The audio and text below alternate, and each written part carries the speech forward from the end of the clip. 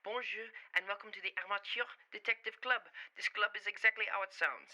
A bunch of amateurs talking about their favorite mysteries. So if you encounter a real mystery or a murder, contact the proper authorities. Do not come to us. We do not know what we are doing. But enjoy the program.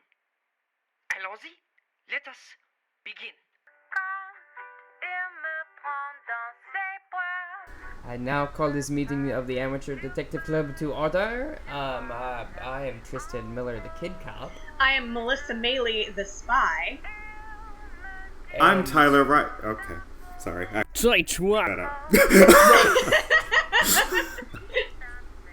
Okay, Tyler, we don't have a nickname for you unless did you come up with one yourself? I was just gonna make something up on the spot. If you have one for me, let's just do that. I don't, but we can spitball some ideas. Tyler Riley is joining us today. And Yes, we have Tyler. Cop and a Chief half Inspector. is when I thought. I love it. Did you just say cop and a half? Yeah, like the Burt Reynolds movie, and like Ruby Dee was the grandma of like the black kid, and then like he used to like take the kid around, and I think there was a dog at some point as well. It Very was good. delightful. I love it. Okay, so Tyler Riley, cop and a half. Kind Yeah. of munching on my flavor here, but that's fine. Oh, sorry. That's fair. We can't. Oh, why? How could we possibly have two people with cop in their name? Terrible. But it's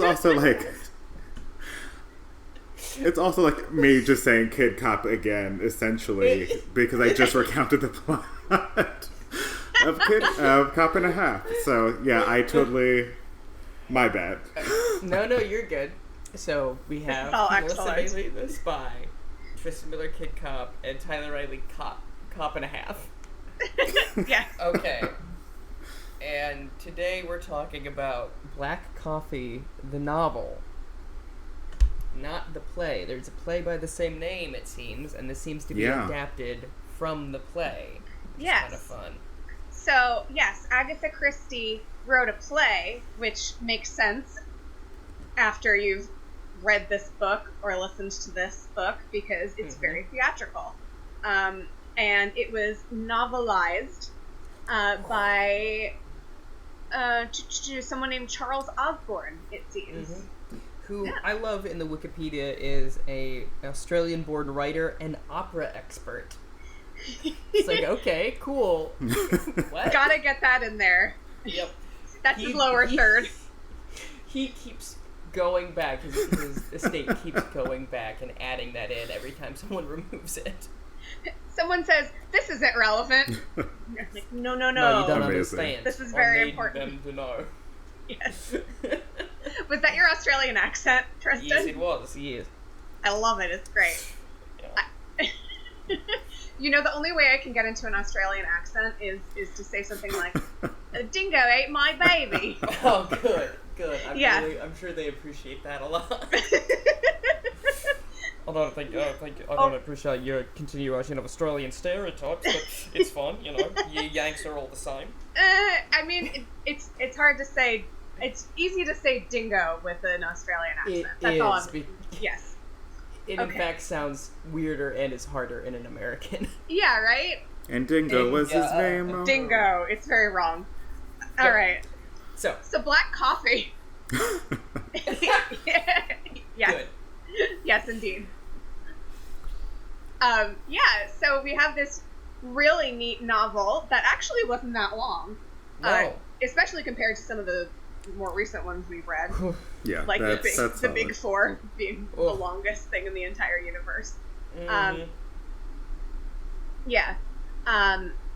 But we... How do we get into this one, guys? Well, what I did is I scrolled down to plot on the Wikipedia and I was about to read. Before we get into the discussion of this book, That was can I my just plan. get something off of my chest? Oh, So this was Yes. my first time using Audible, Yes, do. absolutely. and I did not understand how the multi-user on one account thing worked. So at one point, I got into chapter 2, stopped there. The next time I go into it, no. I'm just like, I just not even paying attention and just like thinking, okay, like let me just get to the book so I can start listening again. It took me literally an hour and a half to realize I went from chapter 2 to chapter 14. Oh.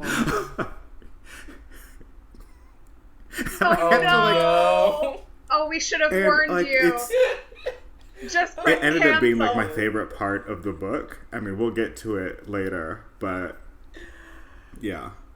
So I had to like unlearn things. That's so funny. I'm so sorry. When I went back.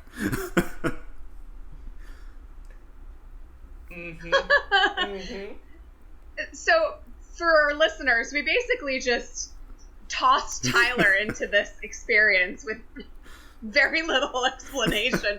Like, here's a thing to read without any preamble about how this technology goes. Because when you're listening to the same Audible account on multiple platforms, it always asks you like, oh, you were listening to this on this other thing. Do you want to go there now? Like, you were at chapter 14 recently, and do you want to go there? And you have to press cancel. And we didn't. We just forgot to mention that. At all. Yes, we listened to the audiobook recorded by John Moffat, who we've not heard before, I don't believe. This is our first time with this guy. Yeah, he seemed... Was it just me, or did he seem like not into it at all? He did not like seem the into it. first Just, couple chapters. Sad. I think he's just a sad British man. He just has a very aloof quality about him. Yeah. It's like, I'm terribly sorry, said Yeah. Dr. Avery, blah, blah, blah, blah. No pep. Are you good? Yeah. And I'm like, hey, buddy, you're getting paid. Yeah. Yeah. So, he did a pretty good job, though. I think so, in the end. He was very good. He was very good at all the English accents. I don't think he's particularly good at Poirot, but, no one can bat 1,000, Yeah, I mean, we've been spoiled with David Suchet and Hugh Fraser. Mm-hmm. Yeah. Yeah. But he did a pretty good job. And so this was a fun one. We did, unlike the last one we did, where we had a whole bunch of preamble without Poirot, we jumped right into it with Poirot, fortunately. Yes. So I don't think we assigned Secretary of Setting or Crime or anything, so we're just winging it today. Woo! Woo! But what I'll start us off. What's really great, though, is, like you said, we do start off with Poirot, but here's an interesting thing, because this takes place after Hastings has moved back to the Argentine, and Poirot is alone in his study, and we get up an extended scene with just Poirot and nobody else, and we rarely get those, and it was just very nice to just, like, hang for a second and be like, I am so bored with everything that I am doing. But basically, it's really sweet. He's thinking too, because Hastings is in town on business. This takes place after the Big Four. We do find that out. They mention it, and he's musing, oh, I don't suppose I'm going to get to solve a case with Hastings again, am I? Which of course makes me think, as the listener, oh, well, that's it. Here we go. Yeah, we're about to get something. But yes, it's very sweet. He's sitting there reading his paper, kind of going about his morning routine with his hot chocolate and his valet George, who sounds delightful. And he gets a call. He gets a call from, a message. George brings him a message from Sir Claude Amory, a scientist, saying that he's concerned that someone is going to steal this very important formula that he's been working on for basically, it sounds like an atom bomb. Correct. Yeah. Yep. And so Airq is like, well, I have nothing better to do this weekend. I'll call up my friend Hastings and we'll show up. And because he is afraid that someone's going to steal it in his house, and so he wants to hire Poirot to come and figure out who's going to steal it.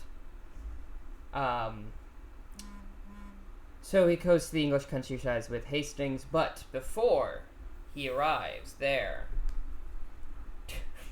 we get a little insight. Yeah, Claude makes a very, I would say, foolish decision to basically lock everybody in his study and go, "There's a rat. One of you is going to try and take this thing from me," which is an interesting choice to confront everybody before the detective has arrived. Yeah. Right? And like he just like kept trying to make rat happen in like different ways. And I'm just like and I have a rat. Like you're trapped like rats in this rat trap. And I'm like, all right, dude. Yes. Like we get it. Yes. So we get to meet some of these characters before Poirot arrives and before, the whole thing breaks down. And we meet, so we've got Sir Claude's son, Richard Amory, who is married to an Italian woman named Lucia, who seems very upset. Just all the time. Actually, both of them, both Richard and Lucia, are very upset. They're very dramatic. It's very dramatic, yes. At one point, even Poirot goes, "Oh, the drama is the pure human drama. It is compelling," which I think is just Agatha patting herself on the back, but it's really, what's funny? It's interesting because now that we know that it was novelized by somebody else, I wonder a little bit about like what Agatha put in there because we haven't read the play. Yeah. And what is this Osborne guy? But yes, and then we also have Sir Claude's sister, older sister Caroline. It's very fun. Yes, she's very fun. She's. Why did you love her, Tyler? I loved her.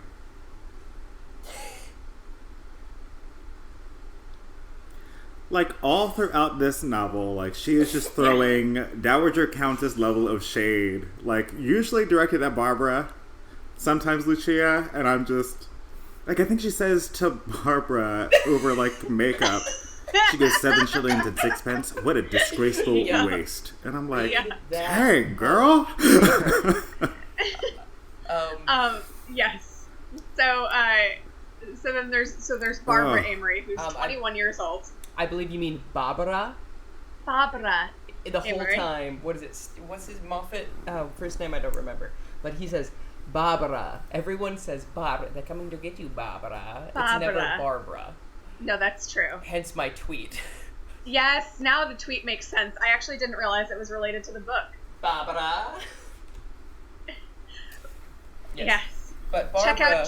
Check out Tristan's Twitter account for more details. But Barbara Amory is Sir Claude's and Caroline's niece. She is the opposite of her aunt, and seldom thinks twice before saying something, is what the Wikipedia says. And it is correct. She's basically...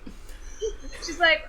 She spends a ton of money on like lipstick and, well, it's kiss-proof. And then her Aunt Caroline is like...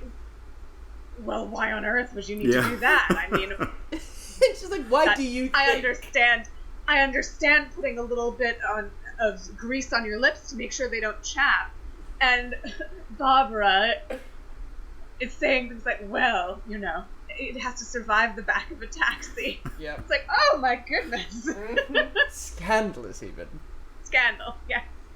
And then we also have Sir Claude's secretary, Edward Rayner, who hangs out with them and has dinner with them and, is about. Secretary? Yeah. Yes. And then this dude, Dr. Corelli, who is another Italian, who knows. Sorry, what? Thank you. The Yes. whole time. The whole time. It wasn't so- Exactly.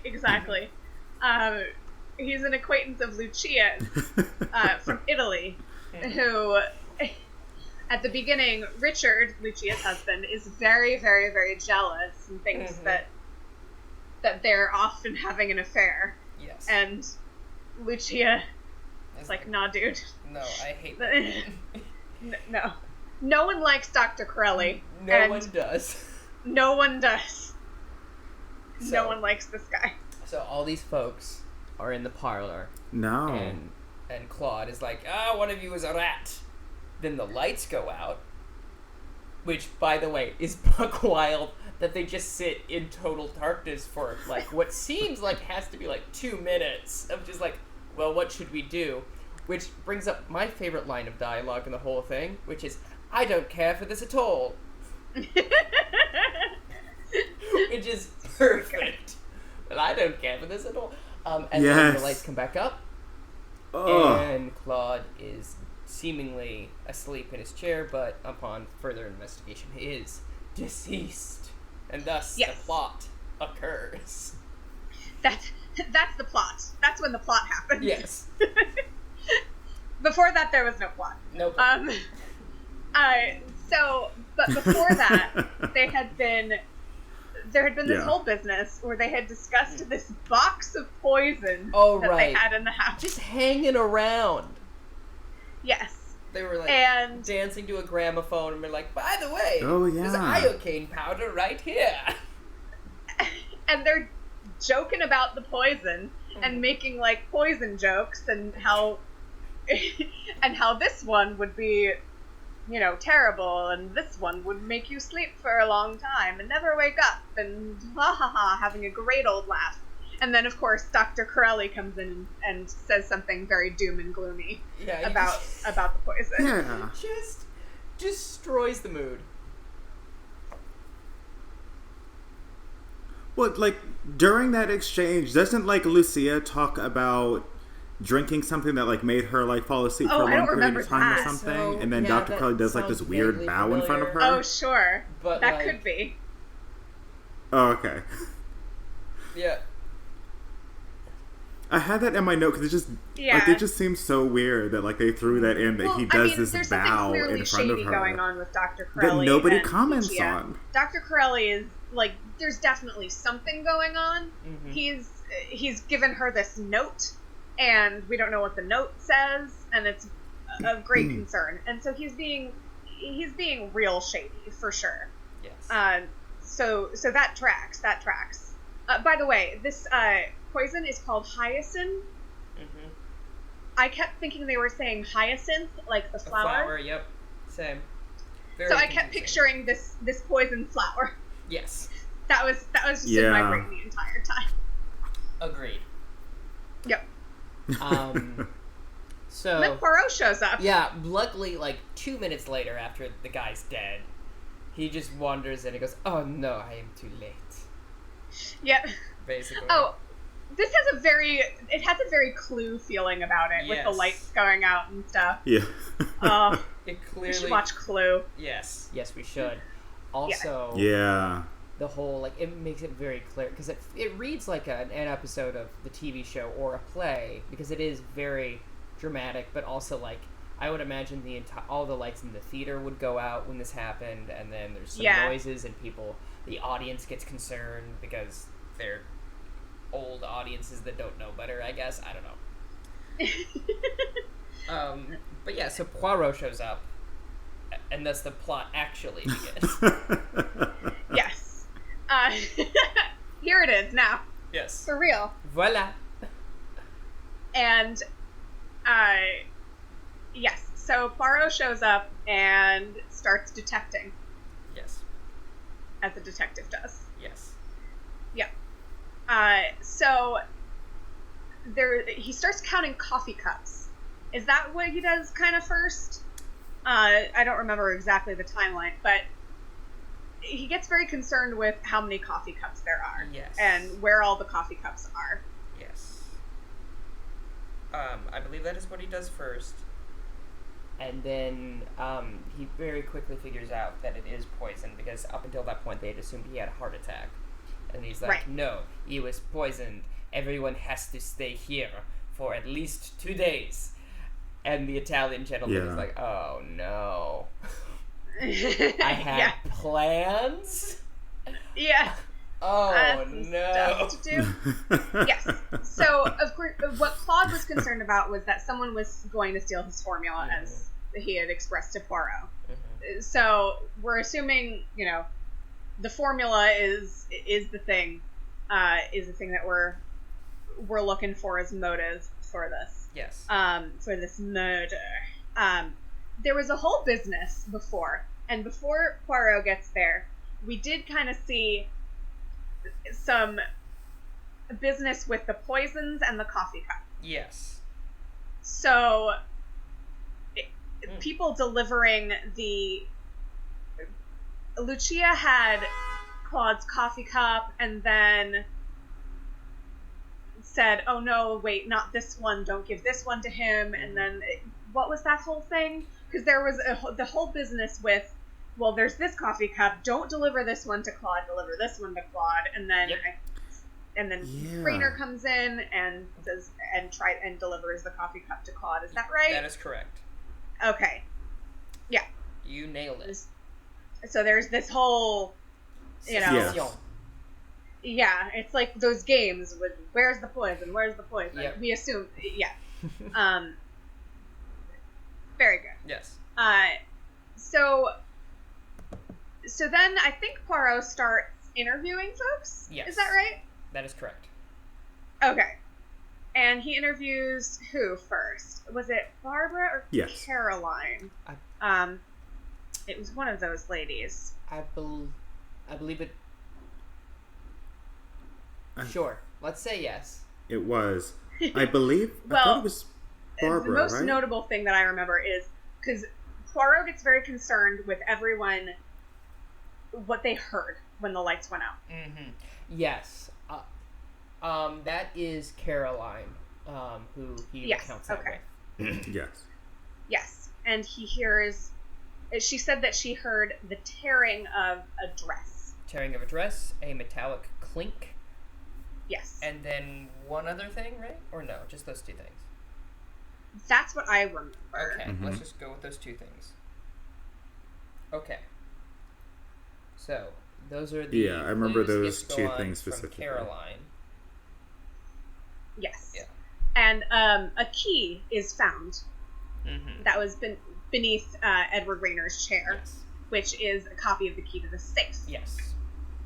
Yep. And they quickly discover that the metallic clink was the key hitting the table as it was thrown down onto the floor. Yep. Yes. So Lucia and her husband Richard Amory are both very, very, very concerned. Mm-hmm. At first, Lucia wants Poirot to stay and figure everything else out, but then Richard says, no, he has to go. And so she backpedals and says, okay, Poirot, I'm so sorry. I was hysterical. No, please leave. Mm-hmm. And Poirot says, Yes. That was the settee something incident, like that. yeah? I'm not entirely sure when that happened in the chronology, but yes, yeah. Okay, and But that's fair. a note is found A note is found. where it says it's a warning to Sir Claude, telling him that the child of Selma Goetz, an infamous crime lady. That's what I've come up with. Yes. Yes. I thought she was a She was a spy Yes. during several wars. I thought she was a He ended up spy getting that, with the worked for Russians- different with the Russians. countries, yeah? Yes. Yeah. Well, I mean, Apparently. Mhm. So Don't he'd we been all? warned about this child, and they start thinking that it's Lucia's maid, Yes. I think, Yep. is the first thing that they say. Yep. I don't know. What did you guys think when you heard that? Because it's Lucia's maid, because Lucia is Italian, and this woman is Italian, and they all come in from Italy, as does Corelli. And it turns out this whole family is racist. So Oh, yeah. Super. They do not enjoy foreigners. So anyone who is... At one point, Caroline is like, oh, Poirot, you know how foreigners are. And there's this awkward interplay, which is very good. But...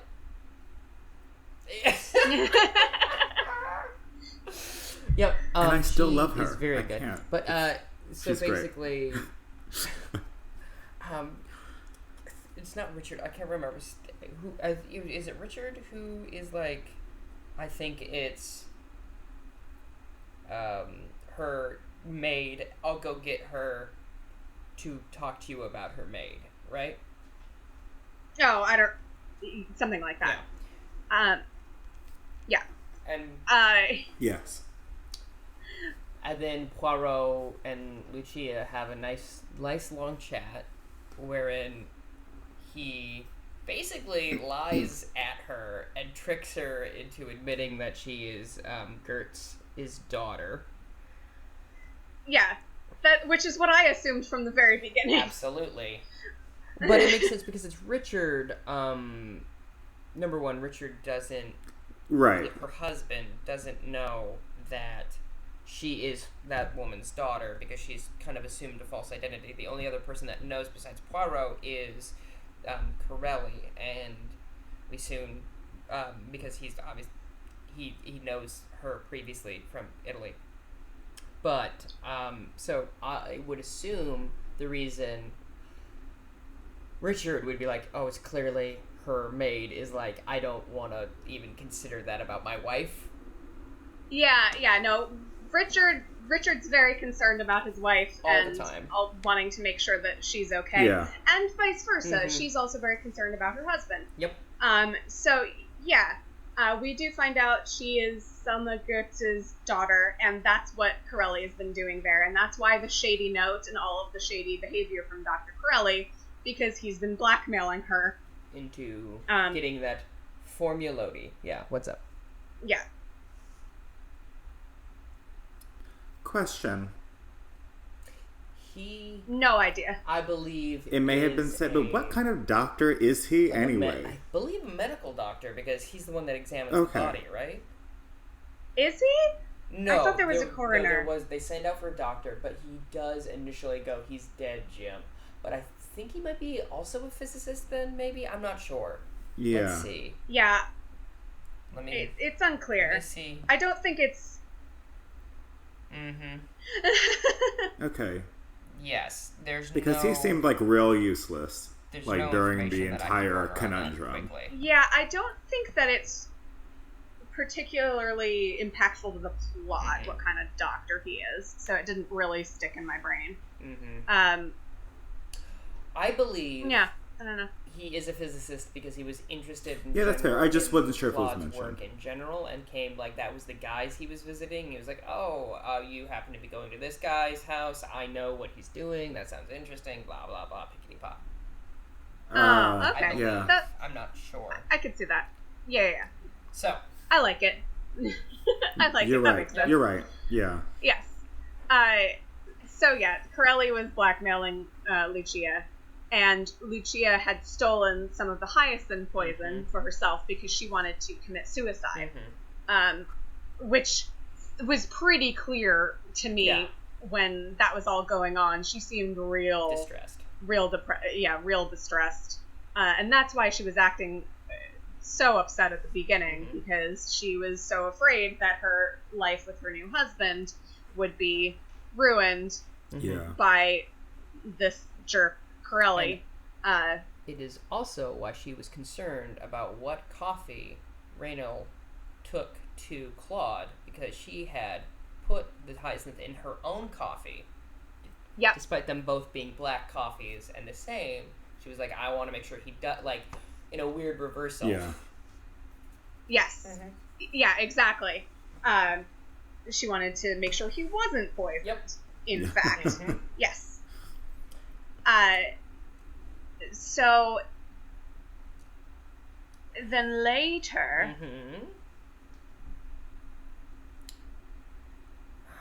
Okay. Basically, I think at this point, the police show up, and our good friend Inspector Japp shows up. Yes.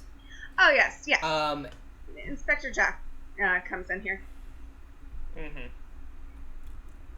Yes. Before we touch on this, Lucia has one of my favorite lines when she finds out that another investigator is on their way. The cops have been called, but why? Because someone is dead, you dingbat. It's like, what do you mean, but why? Someone is dead. I'm just like, what is going on with you? Come on.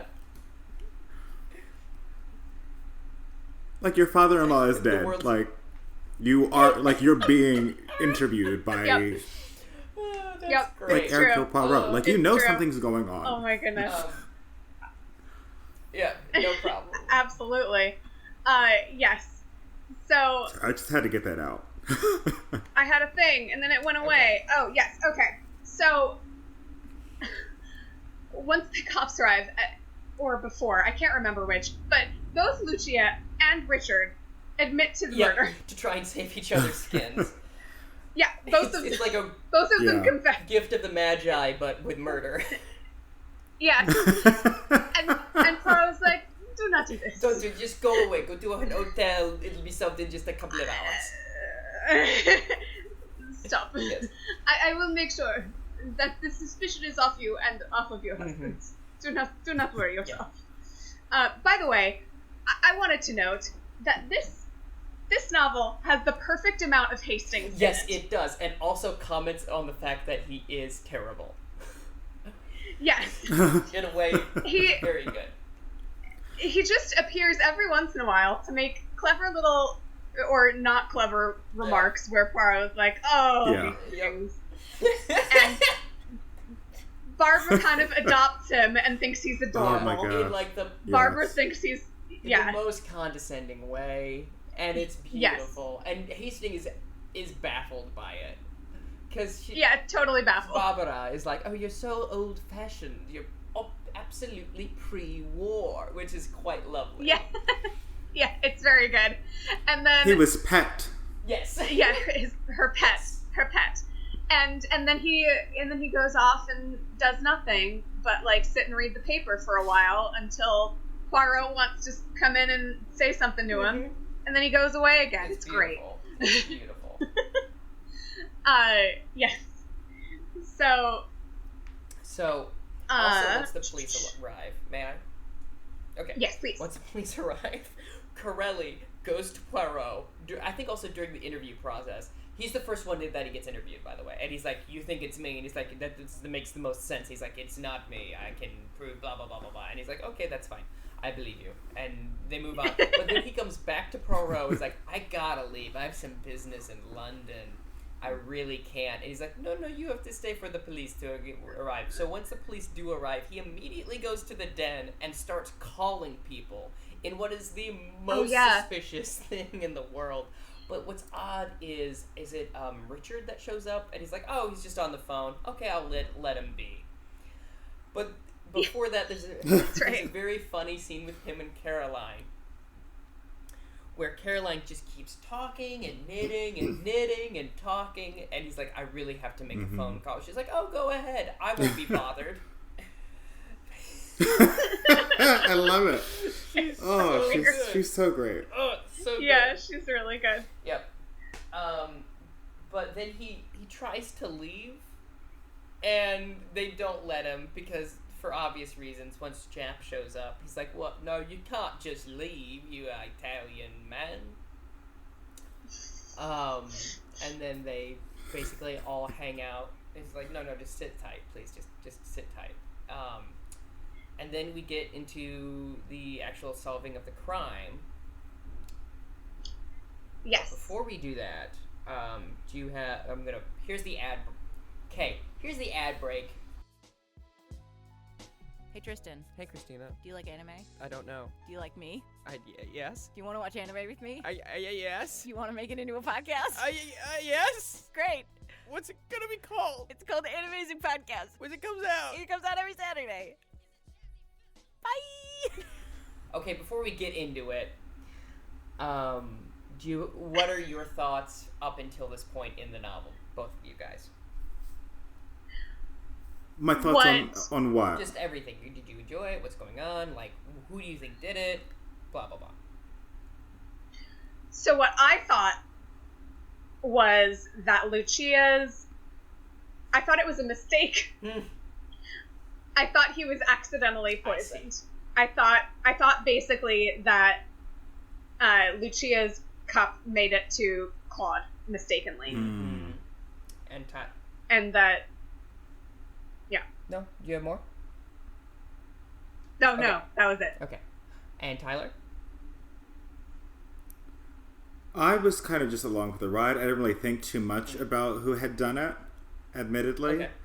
But I love that Barbara had this wonderful observation in her conversation with Hastings about who she thought did it and why. Mm-hmm.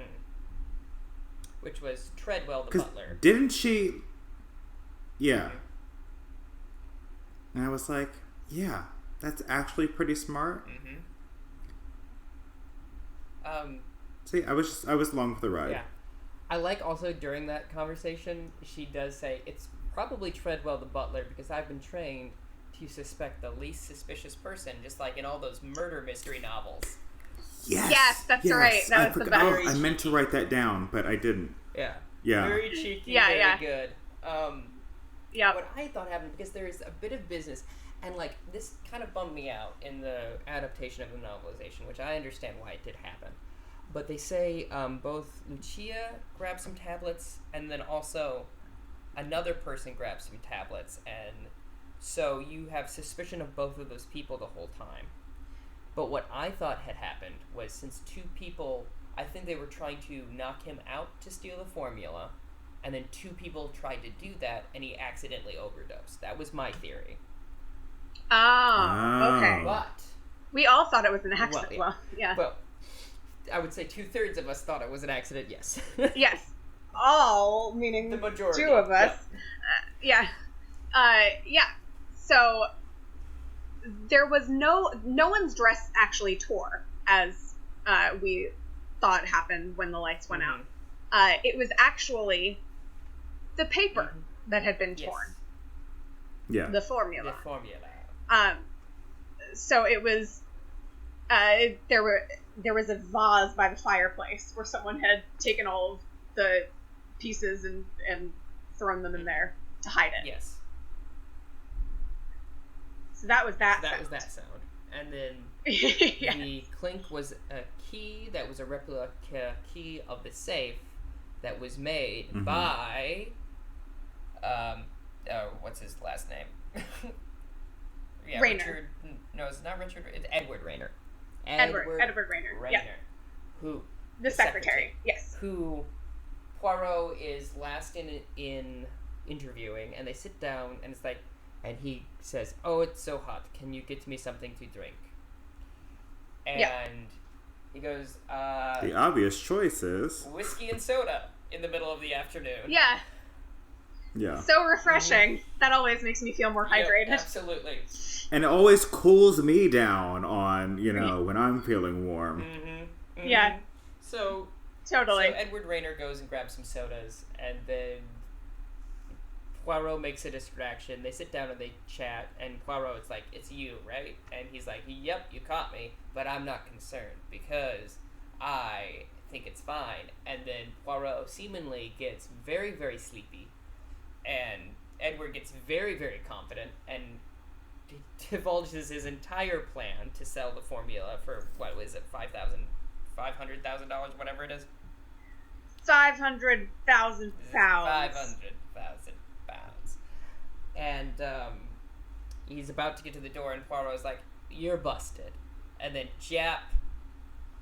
I believe Hastings comes through the door, and then he tries to go out the window, and Jap is like, "Hi, I'm here also, so you're done." It's very good because Poirot makes this very big show. He says, as he's sipping the whiskey, he says, "This English drink that you have, it is this whiskey, it's very bitter." And Raynor says, "Oh, I'm so sorry you don't like it." And then, because, I mean, I would not ever really describe whiskey as bitter would not be the first word that would come to my mind. Right. So I'm like, ooh, sounds suspicious, because bitter is also what Claude said at the beginning, when he was being poisoned. Yes. So of course, Poirot makes this big show because he's sure that, of course, this whiskey has been poisoned with the hyoscine that he had. And so he makes this big show of getting very sleepy and passing out. But of course, before the interview had really happened, he had gone to Hastings at the door and switched out the whiskey and soda with Hastings, so he had a non-poison drink that he could drink from. But yeah, of course, Raynor would not have confessed the entire murder to someone he thought was going to be alive and well at the end. Yeah. So had Jap listening at the door the entire time. Very, very savvy, very, very clever. And the way that Poirot figured this out was actually he credits Hastings with his discovery, because Hastings had remarked how Poirot kept straightening, taking the dust off of a box or something, like kept dusting, and realized that there had been no dust on top of the box of poison. Yeah, right? That is Something correct, like because that? it was Yeah. on a shelf that was incredibly dusty. Yeah. Right. And he therefore deduced that the box had been moved earlier, and so Yes. so he therefore deduced that the person that did poison him had planned this very long ago. Yeah. And so who could have done that? Right. So, Jap arrests Raynor, and then we get the scene where Lucia admits that she's Selma Goethe's daughter, and that she'd been blackmailed by Corelli. And Richard, her husband, is very forgiving, very relieved that she's okay, and they're both just happy to be together, and everything is fine with them. That being said, Lucia is very dour and like, will everything go back to the way it was? Oh, well, my life has whole changed, and very like wistful. And Poirot is like, what are you talking about? Just enjoy life, you silly young people. Yeah, basically. Yeah, like he becomes like their marriage counselor. very And good. again, Lucia, someone is dead. It is not going to be the same, girl. Well, Let it go. I mean, it seems like no one really liked Claude anyway, which is convenient. Yeah, that's also fair.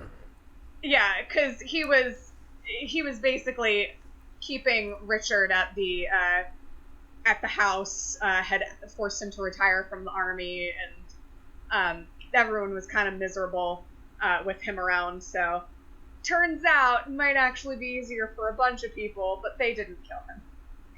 Right. Might turn out happy, but it wasn't them.